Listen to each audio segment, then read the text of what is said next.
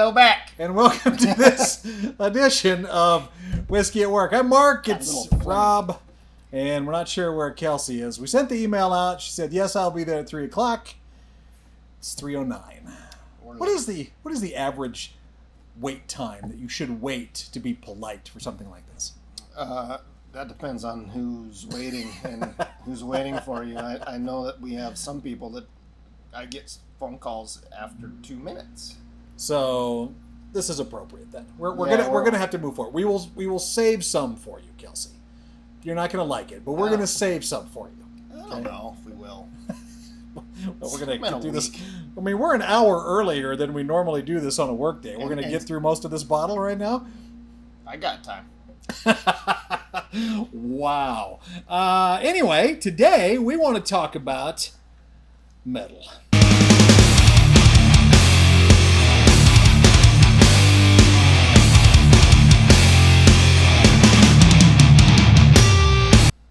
The music, the genre of music that is now worked its way into the world of whiskey. Do you have a favorite metal band, Rob? Well, I don't know metal. Well, we grew up in the hair band era. I'm AC/DC, Guns N' Roses. Okay. Those are Tesla. Those are my go-tos. Those right are my there. go-tos. Def Leppard's maybe. Not as much. Well, all their music. Dare you? It's like the hysteria careful. Kind of all sounds the same. Oh my God, that hurt. I know. I want to end this right now. I don't even want to do any more of these with you. That's terrible. No, they're fine, and they were great then, and they're okay now. So AC/DC, GNR, they transcend time. I hated Guns N' Roses. AC/DC, absolutely. How do you hate Guns N' Roses? I also it's okay hate to hate them now. I also hate the band that made this whiskey that we're drinking right now. I was just never a fan. We're talking about Metallica, who started in 1981, I believe, is when they first formed. And I don't know, how much do you know about Metallica? You're not a huge Metallica fan. I wasn't a big Metallica guy. Not all. The heavy metal dudes in high school were big into Metallica when they weren't being played on the radio. Sure. Were they ever played on the radio that much? Whiskey in the Jar and Enter Sandman and those Unforgiven. Those are Fade to Black, maybe. Fade to Black's been on. We should play a couple of them on our radio station. We do. We work with radio stations. We have a radio station that is a rock station. We have no Metallica on that one? I don't know. Not sure. Okay. I haven't heard any. Well, maybe we'll throw some of that on there then, just for this episode. We'll promo this episode with that Metallica music. Yeah, and then we'll get kicked off of YouTube. Yeah, probably. You're right. You can watch an entire movie somebody's pirated on YouTube, and then we put 3 bars of a song on there and get knocked off. Yeah, they hate when you do that. I came across an article on this, I don't know, a year or so ago. I think 2018 is when this made its debut for the West Coast. San Francisco, I believe, is the first place that it popped up from what I read. And it was made by a pretty big name. Yeah, Dave Pickerel. Right. Just passed away in 2018. Right when this was getting started, yeah. Because he was with Maker's Mark, and then he was with Whistle Pig, I believe, is where the last place he was that he worked. So he's a big name in the whiskey and bourbon world. When Metallica decided to put this together, that's who they turned to. From all the articles you read, they do the typical, well, we didn't want just the usual that we wanted to make it metal or something. I don't know. I'm assuming that's what the article was talking about. Say it with all that. Yeah. Sorry, I'm like, they did. It's until I watched the commercial for this, their 2-minute little promo commercial, cracks me up because you remember Metallica as this badass long hair, explosions, all of this stuff on fire with pyrotechnics. Okay, so the 2-minute commercial for this is who's the lead singer? Lars is the drummer. Lars. No, Lars is the drummer. Lead singer is Dave Hatfield. Yeah, not Dave. Hatfield. Yeah, whatever his name is. McCoy's. There we go. It's him and Lars. He's walking down this hallway with a cowboy hat on, real slow and westerny. And then they show a picture of Lars putting on these gloves, chewing on a toothpick. Just what you would expect farmers to be doing on any given day, right? It doesn't fit with anything you would think of as Metallica. I don't know why they did that. James said. James, there we go. Thank you. Yeah, we're huge. We need the Metallica fans. We need the camera guy. But anyway, it was weird. There was no attitude to go along with it, and that's kind of what I expected from something like this. Well, apparently, the company that put the promo together couldn't download their shit from Napster. They weren't sure who it was either. You guys, what kind of band are you? You play country? Because that's all I listen to. So James, you put the cowboy hat on. Lars, put this toothpick in your mouth. Perfect. We'll make it look whiskey-ish. Trying to go for heritage and nostalgia instead of. Yeah, exactly. But I guess that's where the gimmick of this comes into play. I thought you said it wasn't a gimmick. No, well, I didn't know how else not to describe this. You did to me. Right. I'm going to take the side that it's not a gimmick, but you definitely are taking the side that it is. So Metallica has a trademark term called black noise. All right, and that's a sonic enhancement that they used with this whiskey, and that's the process of using certain sound waves to cause movement of the liquid inside the barrel. Sonic enhancement technology. So this is batch 109. Made up pile of...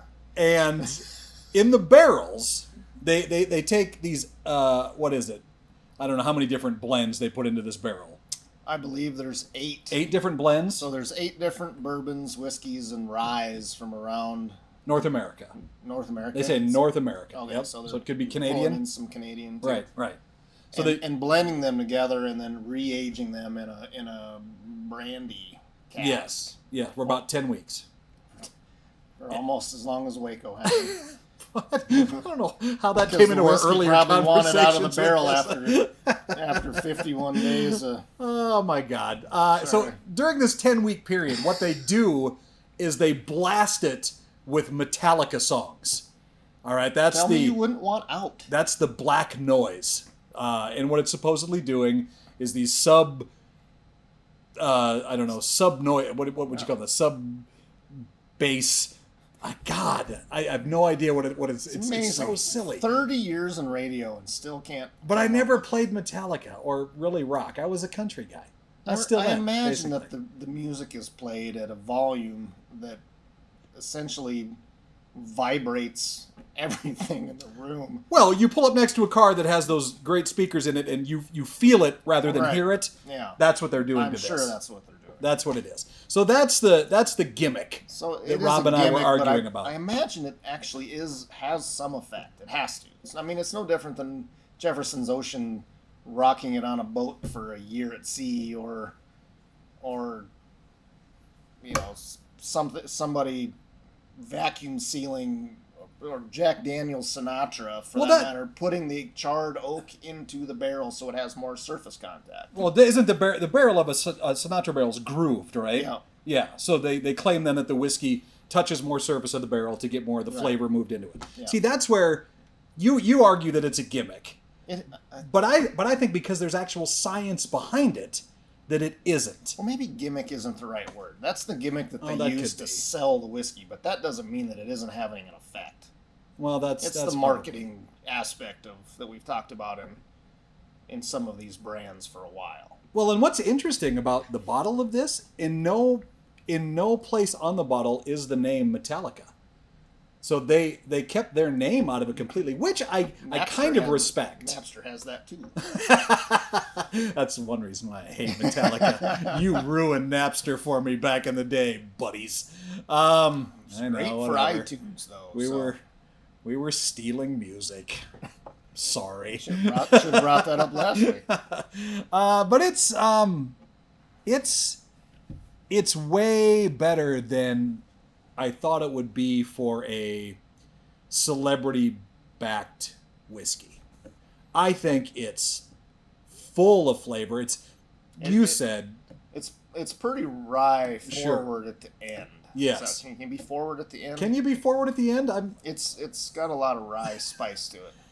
You put some water in it though, and let that ice melt. Yeah. I bet you're not getting near as much of that now, are you? It's good. Yeah, it's. I think it was $54. Is that what we paid for it?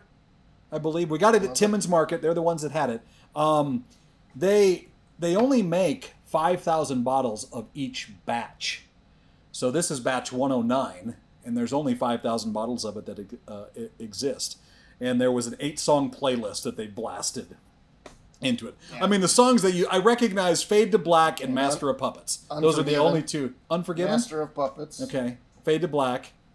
Of Wolf and Man, Crash Course, and Brain Just Surgery. the dumbest names. Crash Course and Brain Surgery is a Metallica song.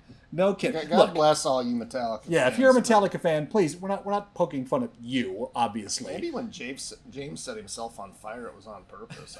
I mean, whatever music you like, you like. I'll never music shame anybody. I will. I just personally don't like it, and I think the names of metal songs are silly. All right? Very silly. What was Devil's Dance? Of course, you got to have a metal song with the word name devil in it, of course. Satanic ritual right. shit you got to do. But it's worth picking up a bottle of this, whether you're a Metallica fan or not. If you just like a really flavorful whiskey, man, this has got it. And especially if you're just going to go neat and you want something like I said, rye forward. Well, I think they did it right. They picked a good partner with Dave Pickerel, and because he had the expertise. It wasn't just like they went to some local distillery and said, "Hey, let's slap our name on something and make blackened whiskey." And what happens if you pound our music at it for 10 weeks? Looking at you, Mila Kunis. All right. Anyway, it's pretty good. It's not ever going to get me to listen to their music, but I might include a bottle of this in my cabinet down the road again. It's unique, right? It's got a good flavor. It's not just a shtick. I'll drink it. Again. Gimmick, as it were. It's a gimmick still. Speaking of rye, I think that's what we're going to start talking about over the next few episodes as well. I did come down and notice that, yes. Oh, we do have a Jack. We'll start with that one next week. How about that? I think there's another one down here, too. Because neither one of us are real rye whiskey fans, and I would like to be. I want to find something. Oh, we got another one, a Jim Beam rye. Mila, whatever there's yours. 2 free bottles we have. If anybody else wants to drop off a couple bottles of rye. Can we take a step up, though, from... Well, yeah, we're going to have to. Maybe that one. We've already got a 2-week episode, or a 2-week deal going here, so... Sure. Series, not an episode.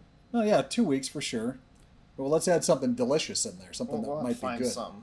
Anyway, thanks so much for watching this week's edition of Whiskey at Work. Go grab yourself a bottle of Blackened. Rock on.